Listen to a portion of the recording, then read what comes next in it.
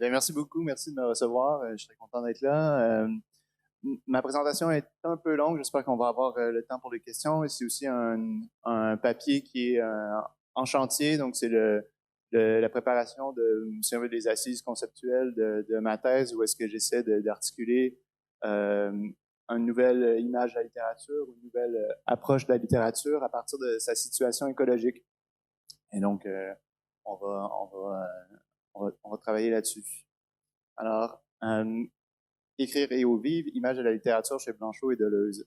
Quel rapport entretient l'image avec la vie? Comment la vie se rapporte-t-elle à l'image? Ces questions résonnent, bien malgré elles et contre mon intention, d'une manière très abstraite, aussi maladroite soit-elle.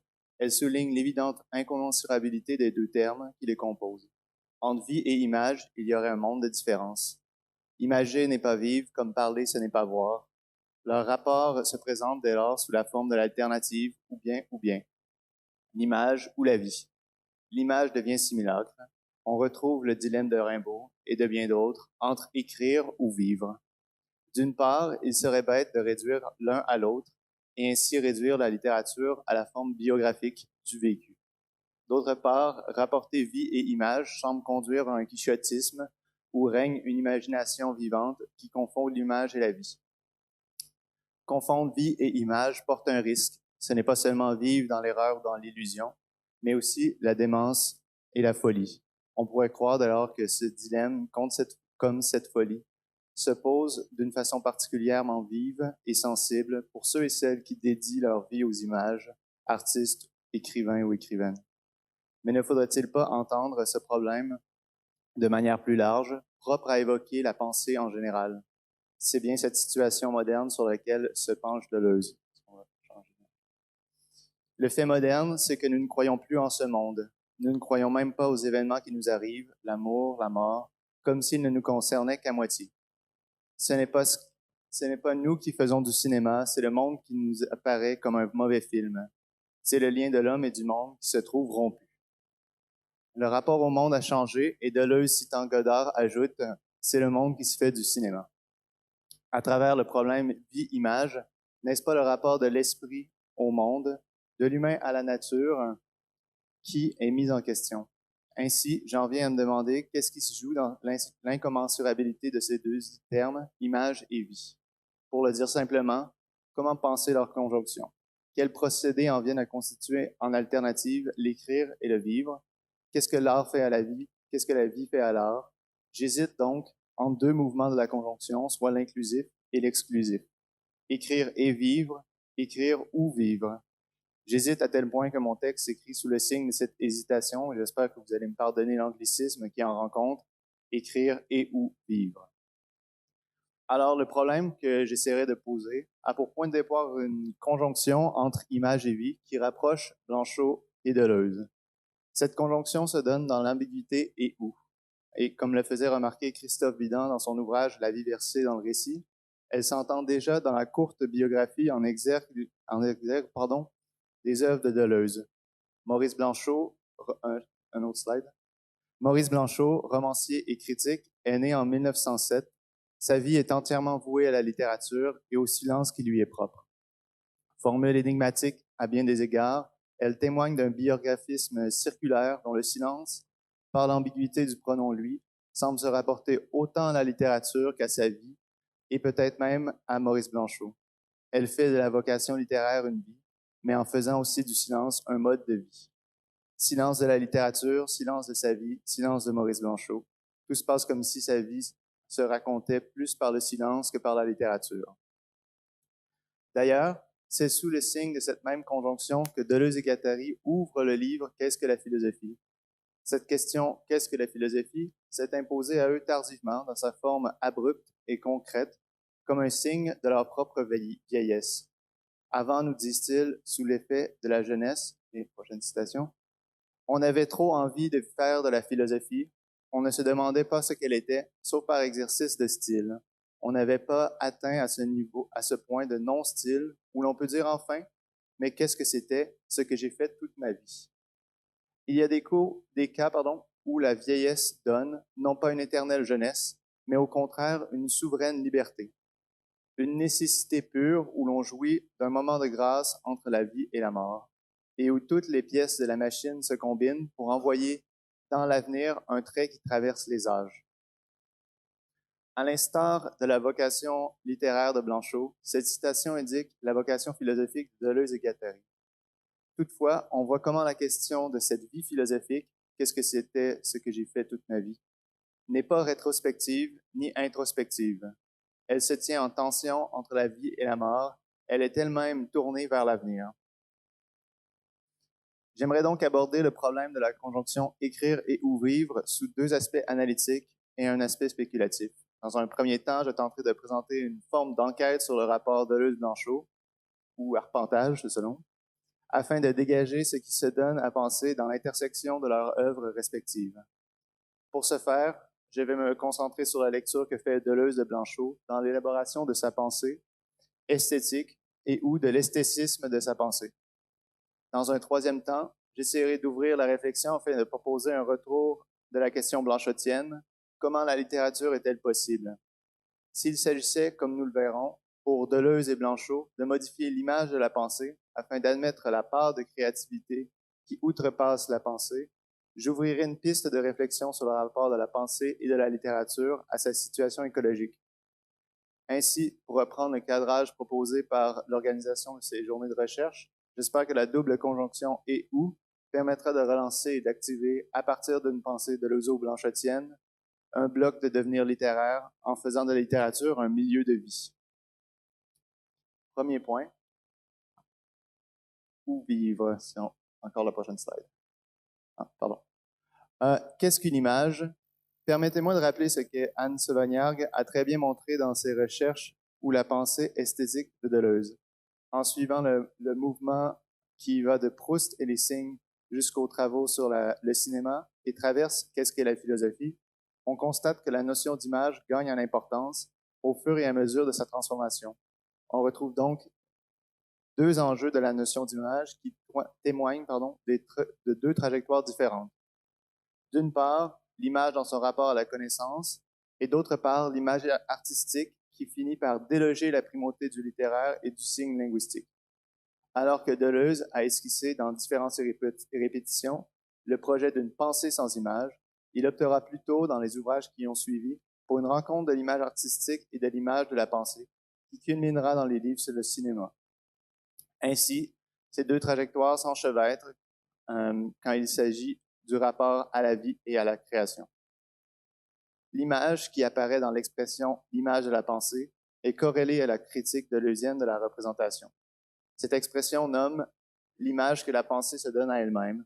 Le propos de Deleuze à ce sujet est d'inspiration nietzschéenne, mais elle porte de manière générale sur le procédé qui tend à subordonner la multiplicité du sensible, donné datum phénomène, en une unité idée-concept, et qui est une des grandes affaires de la philosophie, comme Deleuze le souligne dans son cours Image-pensée, qui correspond au chapitre Cinéma, corps et cerveau, pensée de l'image-temps. Ce schématisme de la pensée inscrit l'image et le concept dans une forme circulaire qui forme un dedans. Le concept s'extériorise dans les images et les images s'intériorisent dans un concept, formant ainsi le mouvement du savoir. Et l'exemple emprunté pour illustrer ce propos par Deleuze est Hegel. Ouais. Ensuite. Alors, je vais me concentrer sur la dernière partie, la deuxième moitié de la citation. Le concept comme tout se différencie, mais en même temps, il s'extériorise dans des images associables. Inversement, les images s'associent, mais en s'associant, elles s'intériorisent dans le concept comme tout qui les intègre.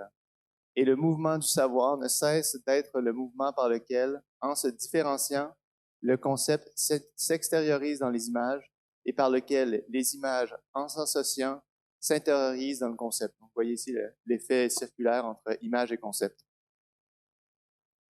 On voit ici que la critique de la représentation n'est pas une critique de l'image en général, mais porte plutôt sur cette image classique de la pensée, qui se constitue selon le double mouvement d'intériorisation et d'extériorisation du concept comme tout et des images associables auxquelles correspond l'idéal du savoir comme totalité harmonieuse. En contrepartie, Ils font ensuite ajouter à cela la distinction entre la critique classique des images qui les décrit comme illusions, fausseté et faux semblants, tout en affirmant la véracité et la vérité du modèle. La critique du faux et des faux semblants se fait ainsi au nom de cette image classique de la pensée constituée comme dedans. Fidèle au mode nietzschéen de la critique, Deleuze ne critique pas le faux, mais se fait critique du vrai en proposant une autre image de la pensée qui jaillirait de la puissance du faux. Cette nouvelle image que propose Deleuze entraîne plusieurs mutations. La pensée du dehors est l'une d'entre elles. Celle-ci, suivant l'interprétation qu'en font Blanchot et Foucault et que reprend Deleuze, met à mal l'harmonie circulaire et totalisante du savoir. La pensée du dehors, pour le dire rapidement, correspond à l'irruption du dehors dans la pensée. Ce dehors ne relève pas de l'extériorité, mais se situe comme dehors du cercle de la conscience caractérisé par le double mouvement de l'intériorisation de l'image dans le concept et de l'extériorisation du concept dans l'image. Il s'agit de nommer ce qui fait penser d'un dehors plus extérieur que cet encerclement où la conscience de soi se trouve en quelque sorte chez elle. À cela, il est important de noter que le dehors ne correspond pas à l'extériorité physique. Il ne s'agit pas non plus, ce serait trop facile, d'élargir le cercle en incorporant une forme d'extériorité. Alors, la pensée du dehors met l'impensé dans la pensée parce qu'elle la destitue de toute intériorité pour y creuser un dehors, un envers irréductible qui dévore la substance. C'est en ce sens une coupure irrationnelle et une expérience vitale, où les prises de la pensée sur le monde se relâchent et où ce qui pense n'a plus la stature et la sûreté d'un ego. Pour reprendre une image empruntée à la physique, la pensée du dehors opère une spaghettification de la pensée et du lieu de la pensée. Ce n'est pas seulement un déplacement, mais une force attractive qui transforme la pensée elle-même. La pensée du dehors génère une image asubjective, impersonnelle de la pensée, alors que l'image classique de la pensée était circulaire, subjective, personnologique. Expérience vitale et impersonnelle s'imposent contre le mouvement d'intégration-différenciation de l'image classique. Comme le fait remarquer justement Anne Sauvagnargues, à plusieurs occasions, on retrouve chez Deleuze une critique de la pensée représentative qui permettra d'opposer l'image de la pensée philosophique à la pensée du dehors afin de proposer une image de la pensée créatrice. Parce qu'elle soumet les données sensibles de l'expérience en tant qu'image associable à nos représentations a priori, l'image classique de la pensée coupe la vie de la sphère de la conscience. Ainsi, en ouvrant la pensée au dehors, elle peut être mise en contact avec la vie. C'est la prochaine citation.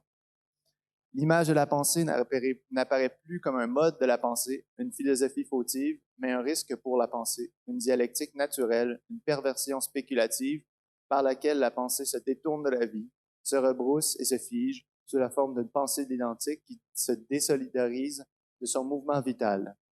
Deleuze reprend le thème nietzschéen d'une connaissance hostile à la vie, ce thème kantien profondément transformé, retourné contre Kant.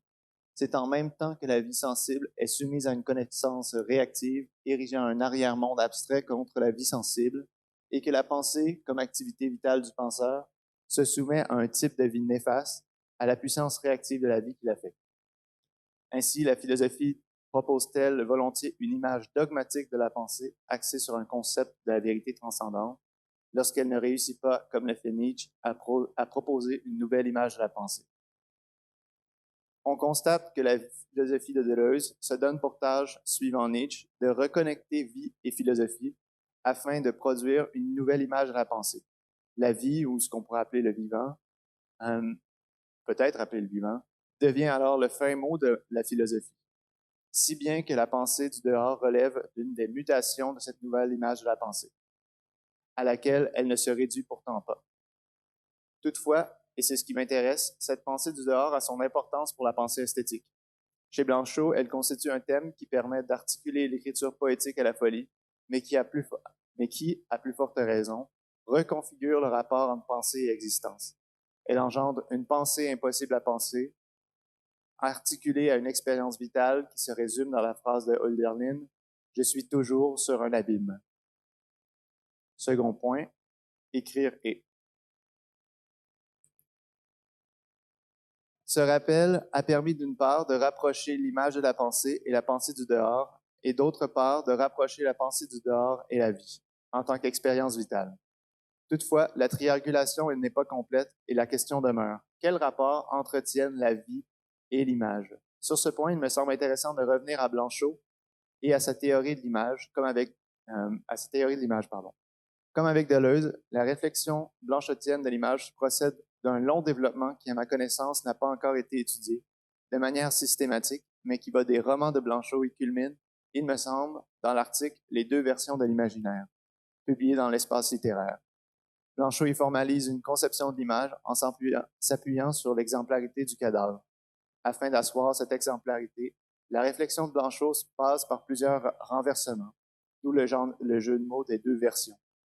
Il s'agit d'abord de renverser le sens commun qui saisit l'image d'après un objet.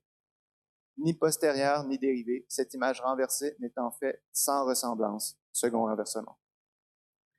L'image, à première vue, ne ressemble pas au cadavre, mais il se pourrait que l'étrangeté, c'est la prochaine citation. Mais il se pourrait que l'étrangeté cadavérique fût aussi celle de l'image. Ce qu'on appelle le dépouille mortel échappe aux catégories communes.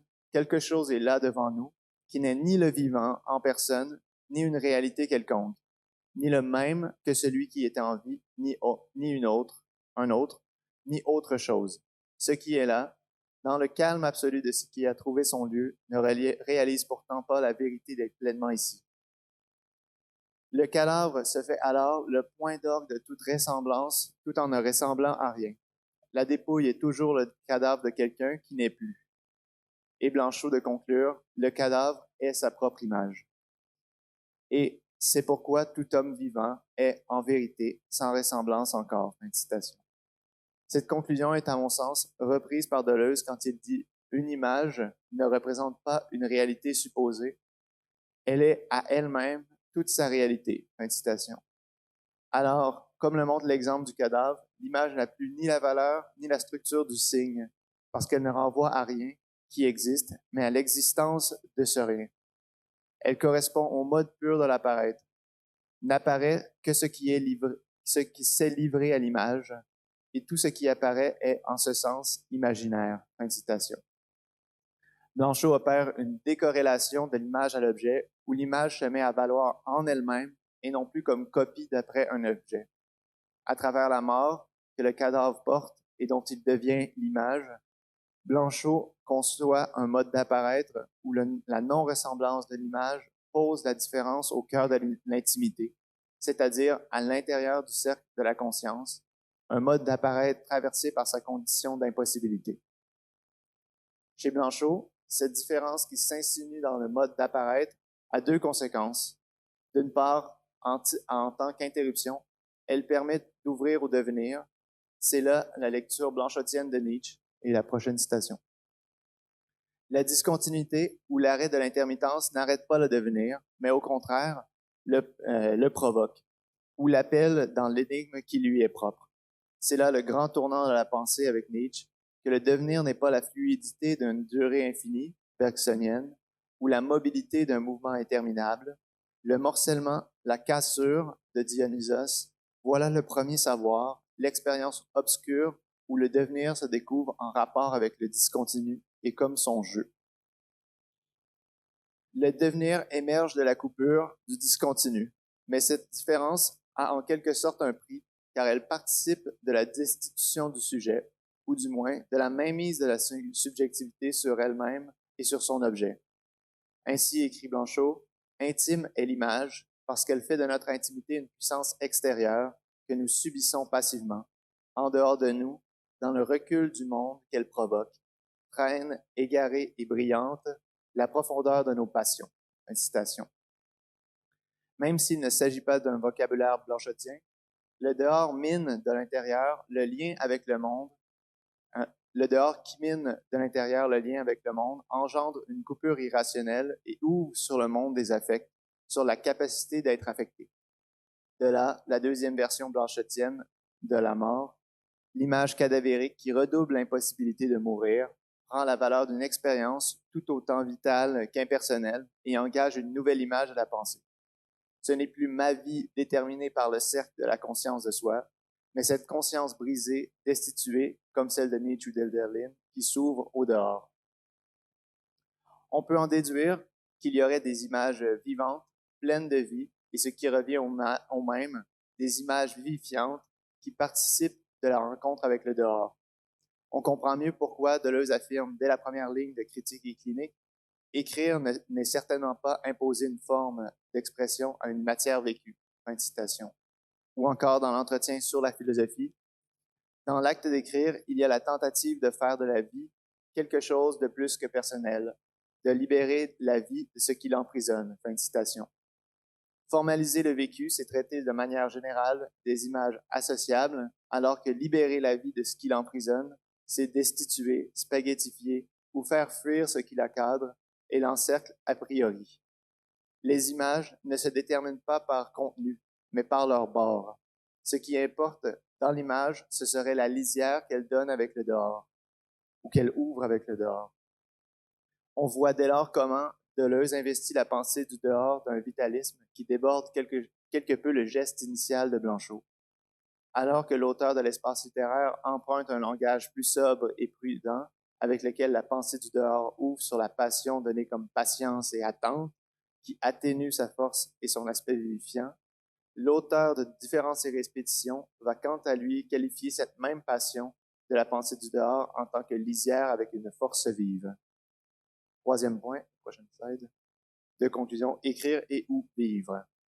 Se marque dès lors la distinction et l'adéquation des deux usages de l'image chez Deleuze. Un, image de la pensée classique, c'est-à-dire image associable soumise à l'intégration et différenciation du concept comme tout. Et deux, image comme mode d'apparition non référentiel, impersonnel, agissant sur le plan d'immanence, c'est-à-dire valant pour elle-même et indice de rencontre avec la force vive du dehors. À partir de là, j'ai pu en allant voir du côté de Blanchot que l'image, comme celle du cadavre, se soustrait au cadre du signe linguistique. Cette position m'a ensuite permis de rapprocher image, écriture et vie, dans la mesure où le premier savoir, comme le dit Blanchot, est celui du morcellement de l'interruption qui enclenche les devenirs.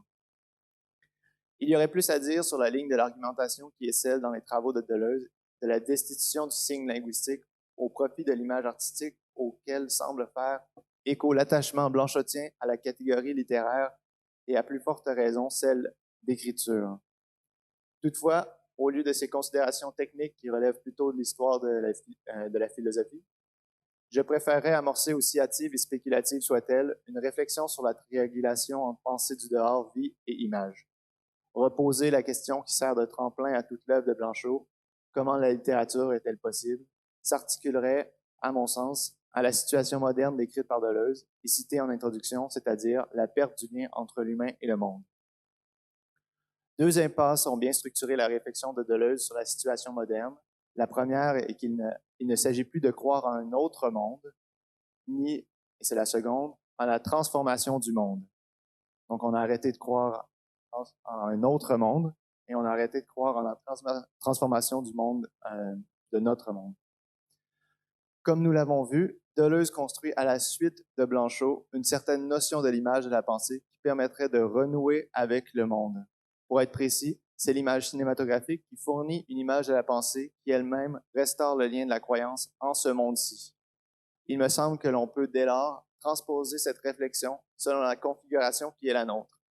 Je n'ai pas de solution ni d'indication claire à donner, mais deux aspects me semblent à considérer afin de penser une image de la littérature aujourd'hui.